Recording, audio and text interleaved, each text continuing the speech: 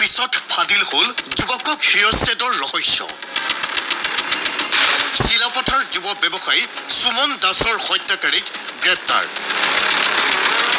অভিযুক্তৰ মামীয়েকৰ সৈতে মৃত সুমনৰ আছিল অবৈধ সম্পৰ্কই কাল হ'ল নেকি সুমন দাসৰ যোৱা 31 জানুৱাৰীৰ পুৱাই চিলাপথাৰ ৰাষ্ট্ৰীয় ঘাইপথত বিবস্ত্ৰ অৱস্থাত উদ্ধাৰ হৈছিল সুমন দাস নামৰ যুৱকজনৰ মৃতদেহ মুণ্ডহীন মৃতদেহ উদ্ধাৰক লৈ সৃষ্টি হৈছিল চাঞ্চল্য চিলাপথাৰ আৰক্ষীৰ ক্ষিপ্ৰ তদন্তত 3 দিনতে চিনাক্ত কৰা হয় হত্যাকাৰী ফাদিল হ'ল হত্যাকাণ্ডৰ ৰহস্য হত্যাকাৰী এইজন তপন সিনহা ওৰফে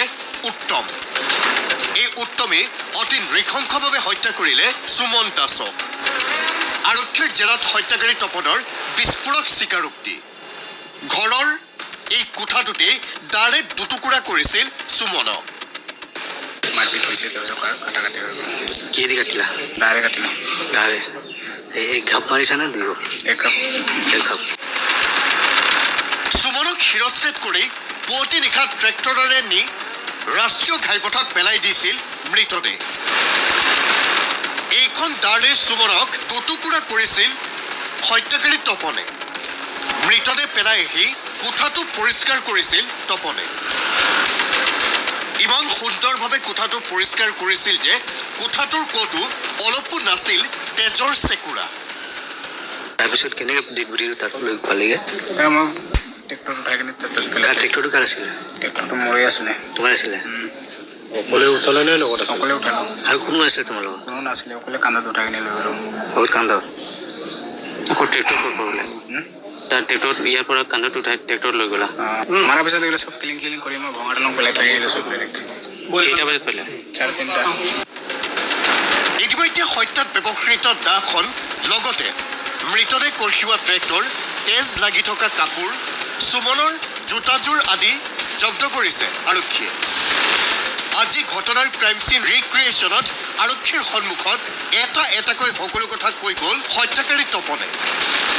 কেনেদৰে হত্যা কৰা হ'ল সুমন দাসক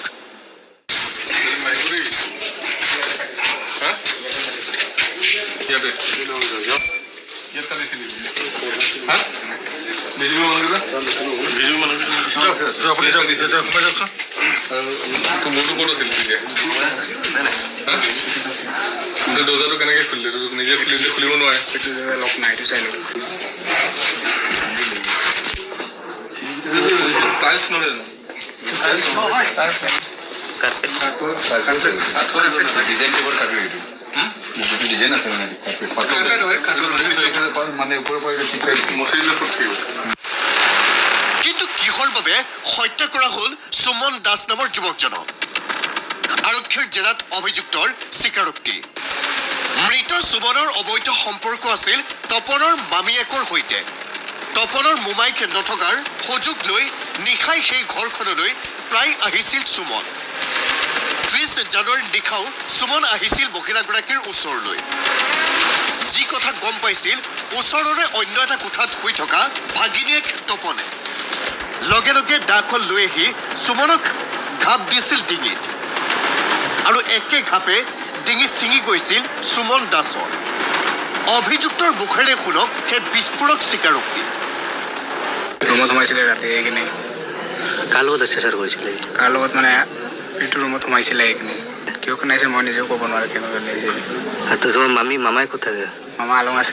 আছিলে মামী অকলে আছিলে উল্লেখ্য যে মৃত সুমন দাসে 30 জানুৱাৰীৰ নিশা ডিব্ৰুগড়লৈ বুলি আহিছিল ঘৰৰ পৰা কিন্তু ডিব্ৰুগড়লৈ নগৈ তপন সিনহাৰ মামীয়েকৰ কোঠালৈ অহাটোতেই স্থানীয় ৰাইজৰ সন্দেহ অবৈধ সম্পৰ্কই বিপদ মাতি ল'লে যুৱকজনে মামীজনী ৰুমত সোমাইছিলে বুলি কৈছিলে মামীজনত কিবা অবৈধ সম্পৰ্ক আছে যেন আমাৰ অনুভৱ হৈছে যিমানখিনি এতিয়ালৈকে আমি গম পাইছোঁ এই অবৈধ সম্পৰ্কৰ ফলতে এই ঘটনাটো ঘটিছে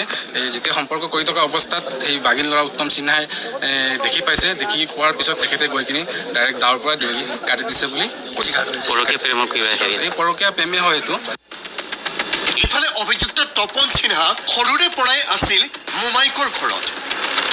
কৰ্মসূত্ৰে মোমাইক থাকে অৰুণাচলত ইতিমধ্যে চিলাপথাৰ আৰক্ষীয়ে অভিযুক্তক গ্ৰেপ্তাৰ কৰাৰ লগতে আটক কৰিছে মোমাইক আৰু মামীয়েককো